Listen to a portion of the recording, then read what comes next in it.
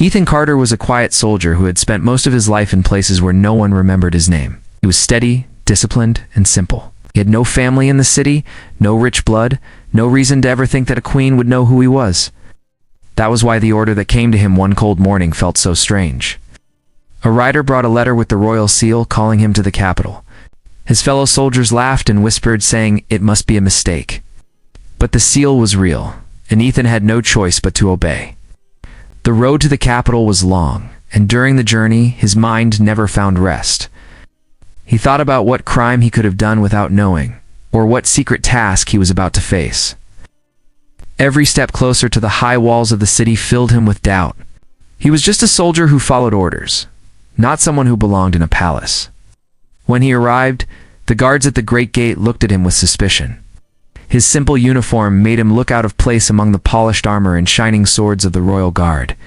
Still, when he showed the sealed letter, they opened the way for him. The noise of the city was loud, but inside the palace grounds it was quiet and heavy, as if every sound carried weight. Inside the court hall, the nobles were already gathered. Men and women in fine robes lined the walls, their whispers like waves. They looked at Ethan as if he was dirt on the floor. Why would the queen call for him, a man with no title and no fortune? He felt their eyes burn into him as he walked down the long stone floor toward the throne. On the throne sat Queen Margaret, her crown shining in the light that fell from the tall windows. Her face was calm, unreadable, the way only rulers could be. Beside her stood her young son, the heir to the crown, no older than 5 or 6. The child's eyes were bright and searching, moving over the faces in the hall until they rested on Ethan. Ethan bowed low, his hands tight at his sides, waiting for the queen to speak. But before she could, the boy broke the silence. He leaned forward, pointed at Ethan, and in a clear and honest voice said one word that froze the entire room. Father. The sound of that word filled the hall like thunder. All at once the nobles gasped, their whispers rising higher and sharper. Disbelief, anger, and even laughter spread through the room. Some looked at the queen in shock. Others looked at Ethan with scorn, as though he had dared to corrupt the very air of the court. Ethan's head shot up in surprise. He stared at the boy, stunned, his mouth dry. Never in his life had he seen the child before. He wanted to speak, to explain that this had to be some mistake, but his voice failed him. The queen did not move at first. She only looked at her son, then at Ethan, and then at the restless nobles. Her silence made the moment even heavier. Ethan felt his knees weaken under the weight of so many eyes. Finally, he managed to speak, his voice rough but clear. Your Majesty, I do not know why the boy said this. I have never seen him before. Swear it. The whispers grew louder, like a storm rolling through the hall. One lord near the front sneered and said to those around him, a soldier like him could never stand near the throne, let alone be called father by the heir. Laughter followed, sharp and cruel.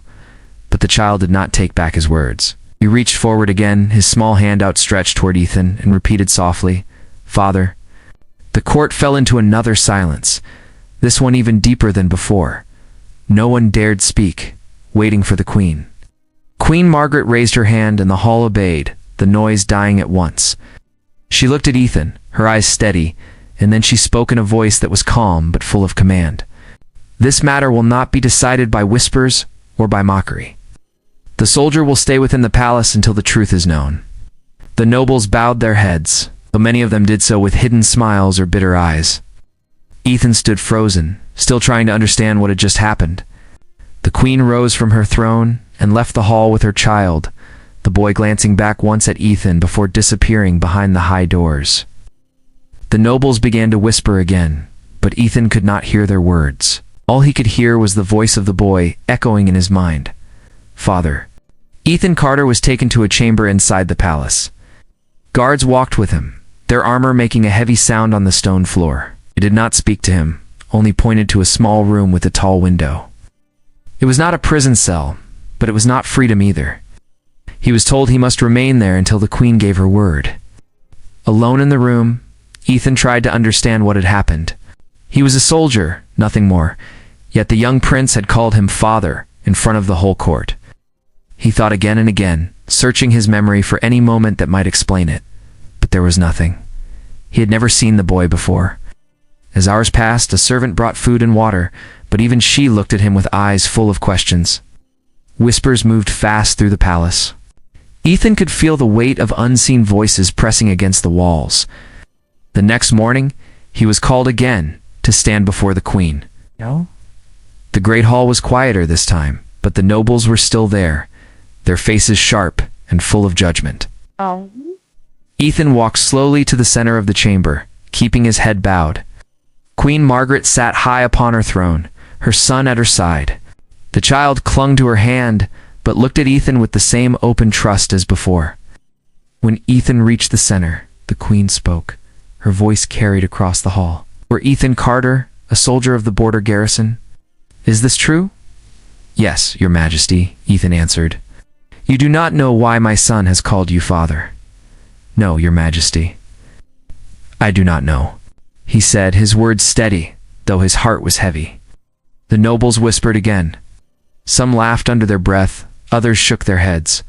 One older man stepped forward. His robe was fine, and his voice carried pride. "Your majesty," he said, "this soldier is of low birth. He has no place here. The child's words are a mistake, nothing more. Let us send him back to the garrison where he belongs." The queen did not answer him at once. Instead, she looked at Ethan with calm eyes that seemed to search deeper than his words. Then she turned to her son. "Tell me again," she said softly to the boy. "Who is this man?" The child pointed at Ethan, his small voice clear. "Father." The hall filled with gasps once more. Some nobles covered their mouths, others shook their heads in anger. The queen raised her hand, silencing the room.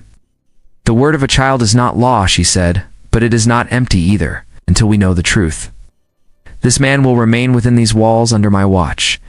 The older noble who had spoken before frowned, but he bowed his head, hiding his anger. After the court was dismissed, Ethan was led through long halls to a quiet garden. There, for the first time, the queen spoke to him without the eyes of the nobles watching. "You are troubled," she said. Ethan bowed. "Your Majesty, I do not understand this. I am a simple soldier. I never dreamed of standing in your court. I have no answer for why the boy called me father." Queen Margaret studied him for a long moment. "My son is young, but his heart is not blind. He does not speak without reason." Ethan shook his head. "Perhaps he mistakes me for another. Perhaps he longs for someone he has lost." "Perhaps," the queen said, though her tone was thoughtful, as if she did not believe it. As they spoke, the boy came forward. He let go of his mother's hand and stood before Ethan. His eyes were bright and steady, too steady for his age. He reached out and touched Ethan's arm. "Father," he whispered again, with a quiet certainty that made Ethan's chest tighten. Ethan knelt down, looking at the boy.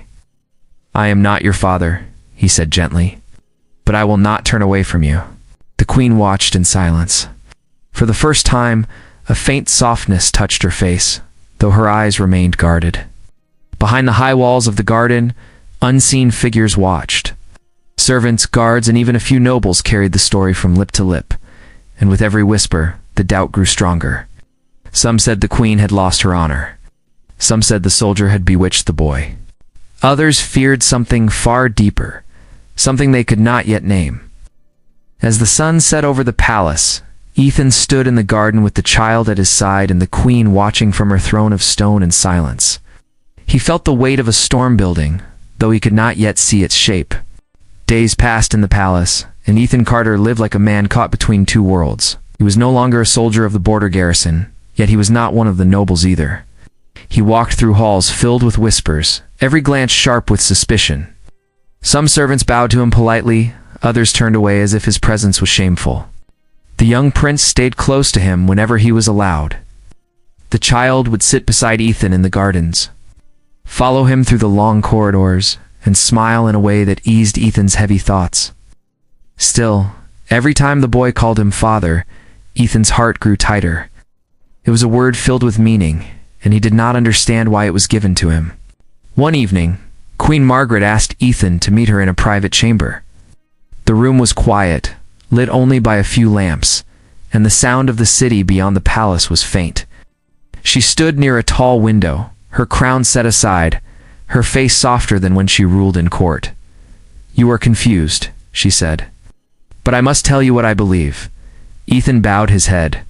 "Your Majesty, I have no wish to bring shame to your name. I swear I do not know why your son has chosen me. If it is your command, I will leave and trouble you no longer." "No," the queen said firmly. "You will not leave. Not yet." She turned toward him, her eyes calm, but strong. "My husband, the king, died with many secrets. He was loved by the people, but he was not always honest. He trusted few, and he left me with burdens that I cannot share with most. A son was born into a world of doubt, and since his birth I have feared the hands that reach for the crown." Ethan listened in silence. He felt the weight of her words, but did not yet see where they led. The queen stepped closer. "A son is young, but he has a gift. He sees people for what they are, not for what they show. I do not know why he chose you, but I trust his heart. If he calls you father, then I believe there is a reason that time will reveal." Ethan lowered his eyes, his chest heavy. "I am only a soldier. I have no noble blood, no claim, no place here." And yet the queen said, "You stand here, Yet my son trusts you more than all the lords who wear silk and gold." Their words were cut short by a sudden sound at the door. A servant hurried in, bowing low. "Your Majesty, forgive me. There is unrest in the court. Some nobles are gathering in secret. They speak against you and against the soldier." The queen's face hardened, and she dismissed the servant. She looked at Ethan. "Do you see how quickly they strike? They fear you not because of what you are, but because of what you may become." Ethan felt the truth of her words, though he did not wish to believe it. He was no threat, only a man lost in the tide of fate. But he also knew the nobles would not see it that way. Later that night, as he returned to his chamber, Ethan found the boy waiting for him at the door. The child's nurse had fallen asleep nearby, but the boy's eyes were wide and awake. "You will not leave, will you?" the child asked, his voice small but filled with worry.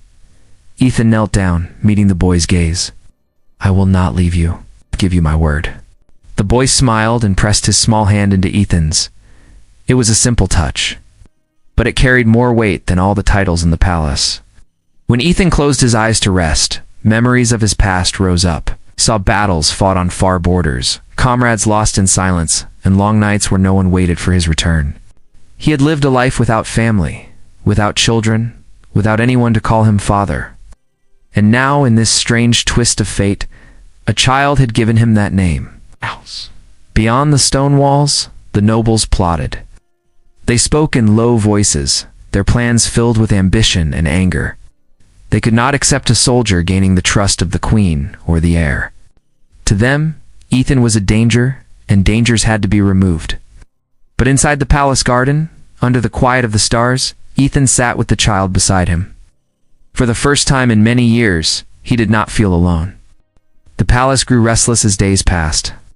The nobles spoke in secret chambers, their voices low, but their anger sharp.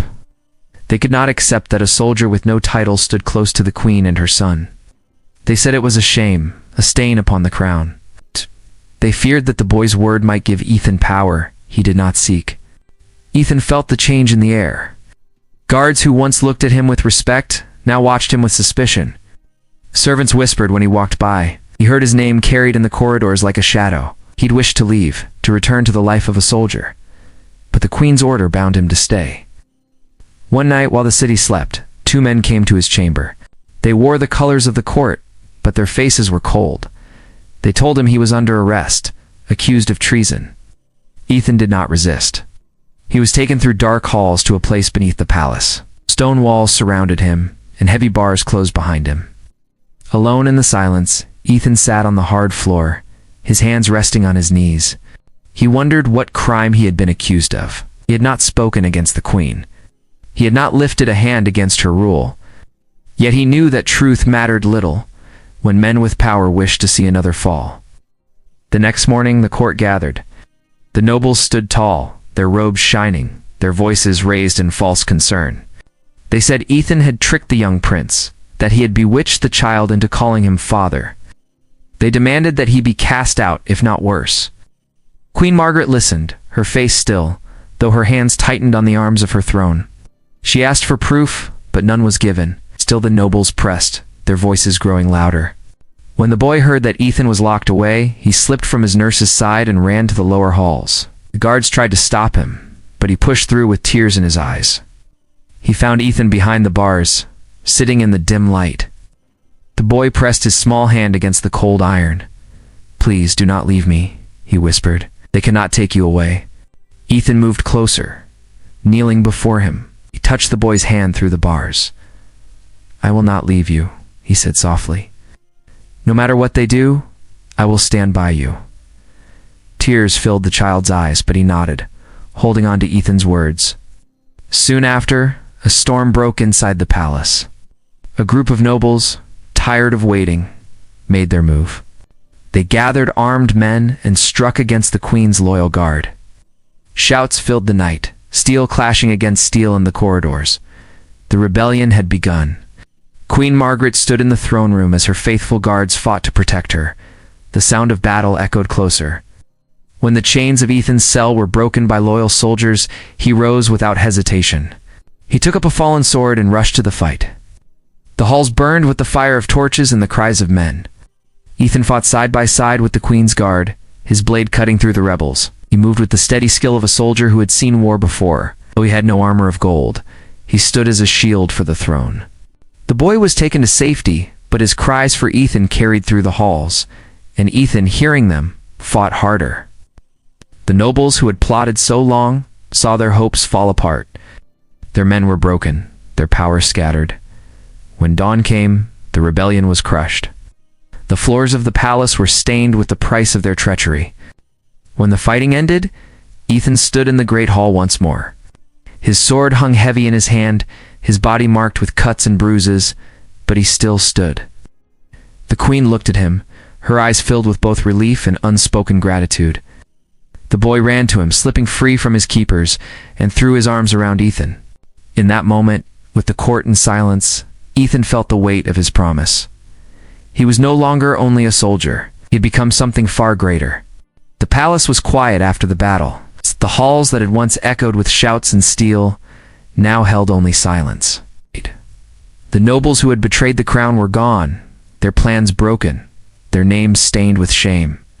The court stood uneasy, waiting to see what the queen would do. Waiting to see what would become of Ethan Carter, the soldier who had stood against them.